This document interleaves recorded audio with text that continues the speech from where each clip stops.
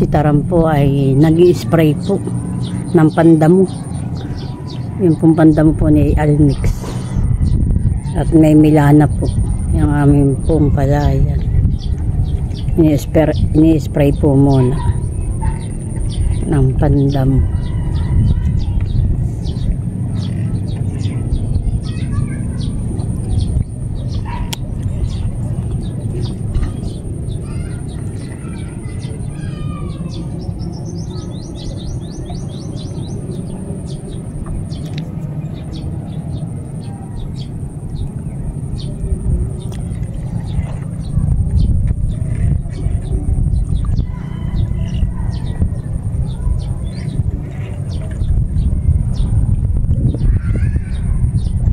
Na-spray na po niya yung kabilang dulo. Ito pa na lang sa may kalapit po ng bahay ni Pilat.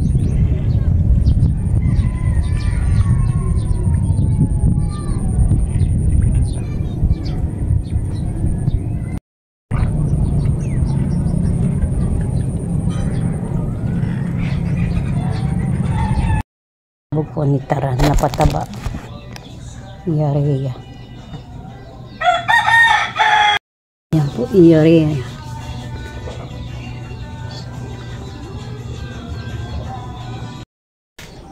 Yan po, si Taram po ay magsasabog na ng pataba.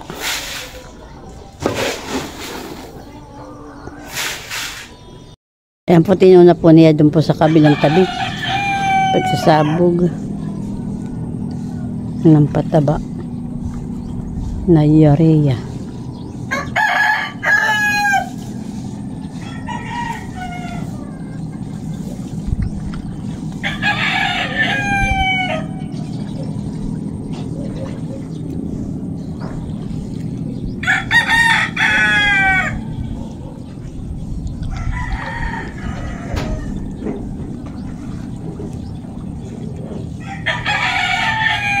Siya po ay papunta po doon sa may dulo.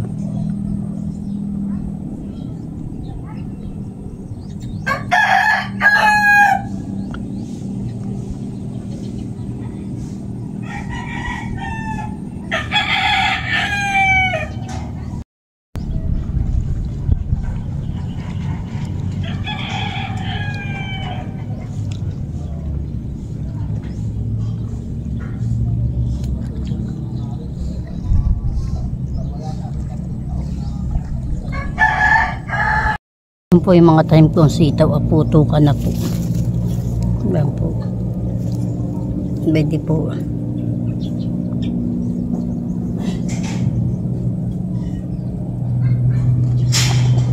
Ito po.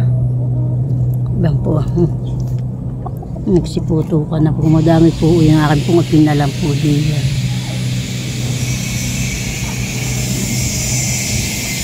Ikot na si putukan na po, nagsilabasan. Ayan na po si Taran sa kabilang tabi.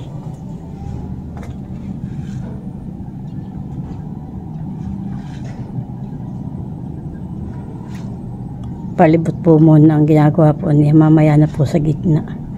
Yan na may isang sako po ay sinasabog po niya. Isang sakong pataba.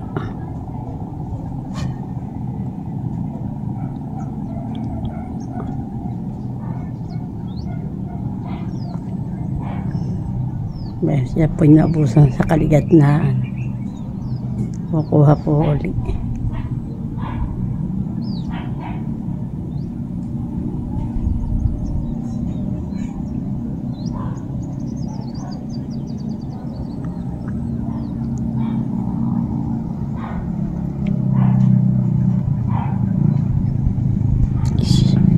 Pag nakakakita po siya may kuhuli, kinukuha na po niya.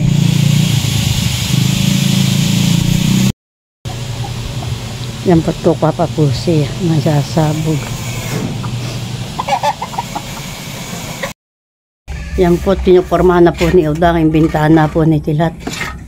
At si Tilat po ay nagtatrabaho po doon sa Tito Emil po niya. Si Udang po naman dito.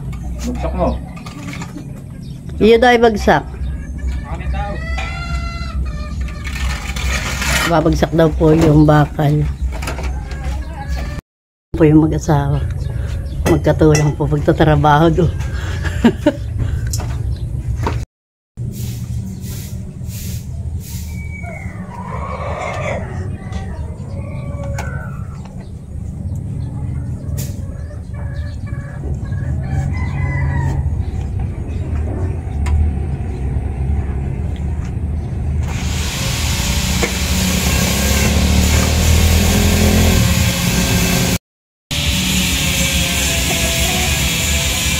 Pinopormahan na po ni Udang yung po mga gilid.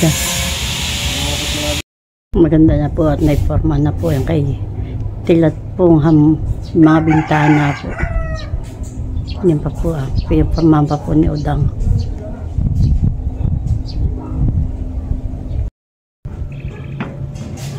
Ito po yung kwarto po ni Naisil. Nalagyan na din po ng forma po ang bintana.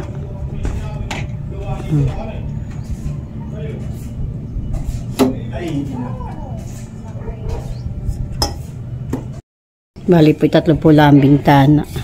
Isa po daw sa kwarto. Saka po sa may salas po. Saka po sa may pintuan.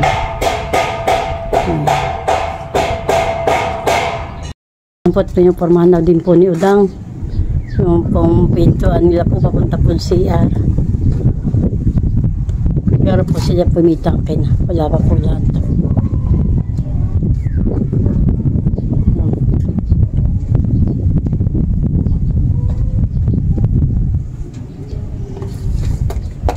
Itong pangka sa kwarto, lagyan din yan. Na. Ayun lang. At hamba na lang din ilalagay diyan. Hambang kahoy. Yun lang pala po forman. Saka daw po yan. Hampong itaas na lang po. Yan daw po.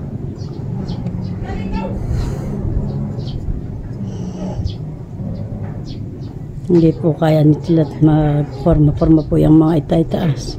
Kaya po pinapayari po kay Udang. Si Udang po ang mahal lang.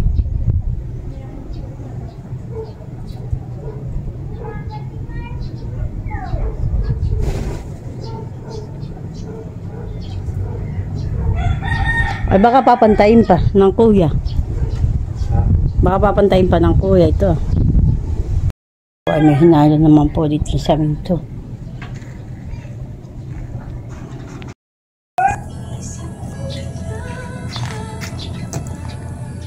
Yan po na Udang ng lastay na tamsi po. At siya po ang magpapalitada ng punloob ni Tilat. Siya na po ang magpapalitada.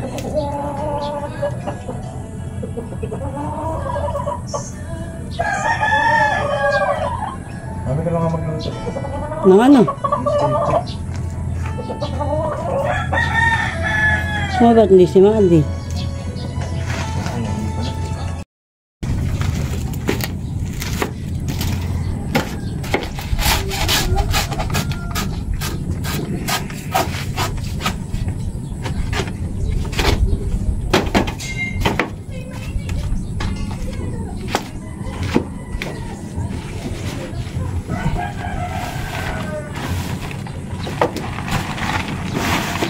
Dalawa po ang titimplahin po na Udang. Unahin po muna niya yung isang babasahin. Hahaluin po lang.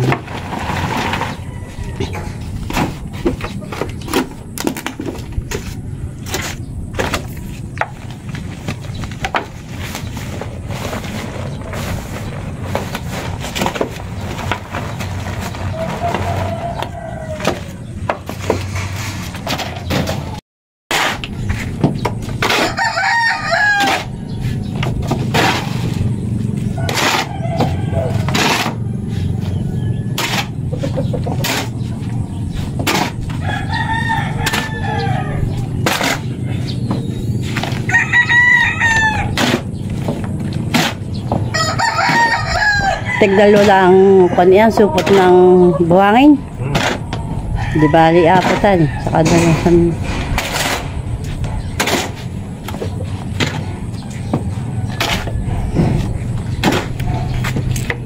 Wow, nag-ahakot na si Teo Kading ng bangko. Bukas pala. Bukas ang kasala. Ang papatay ninong ay.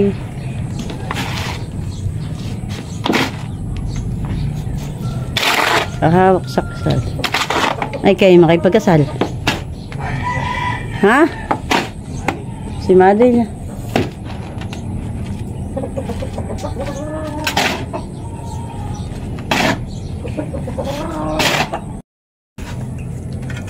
Yan po, siyudang po yung papalitada na.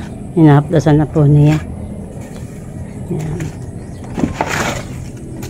Oo, ay tanggalin mo dapat yan. Jogging pants yung magkakasaminto. Hindi yung pantrabaho. Suotin mo.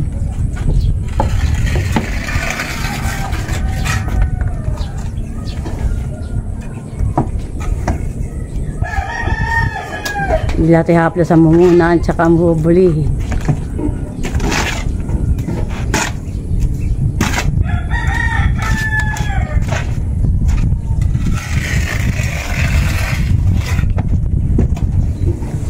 Siya po ay nag-iisa. Yung kuya po niya ay nagtatrabaho po doon kay Emil.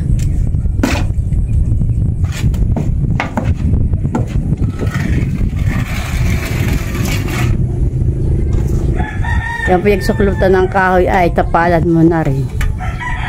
Yung butas ang maliit. Yung pinagsuklutan ng kahoy. Ginawa ng palapala.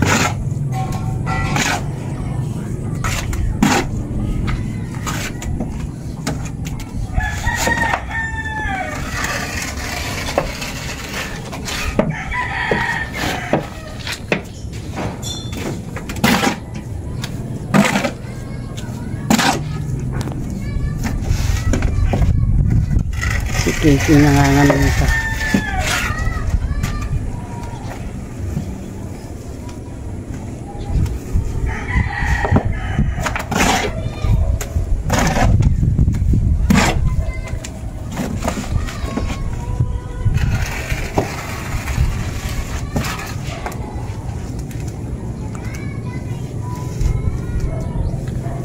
Ang kapati yata ang bigado. Dito po ko na yan. Hindi mo magpatungan ka lang.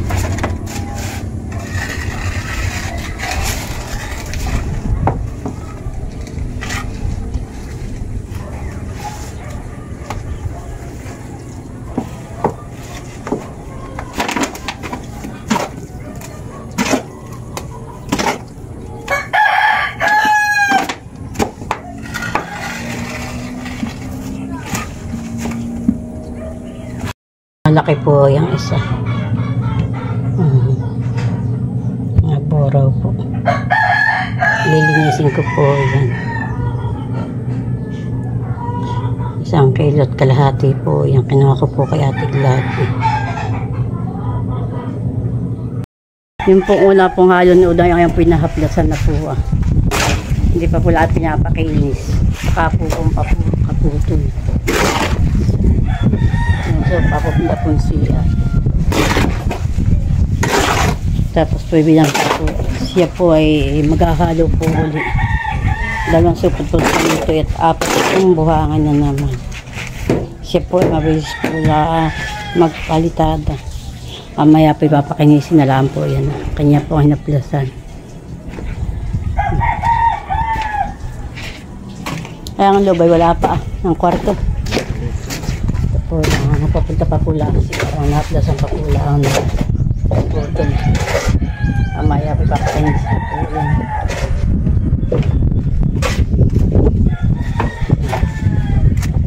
Makainis na. Maganda na po pag may palitada na po. May forma na po ang pinto. Ang papuntang siya. Pinapakainis na po na udang.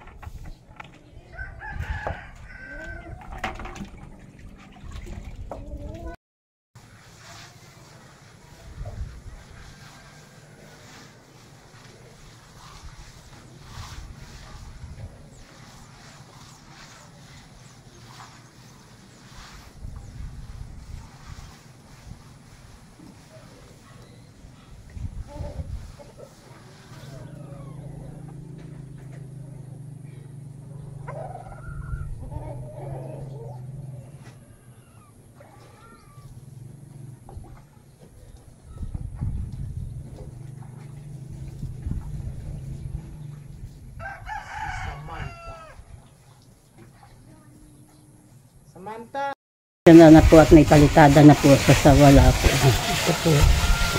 Wala pa pong palitada. Pero po ito yung palitadahan na po ni Edam.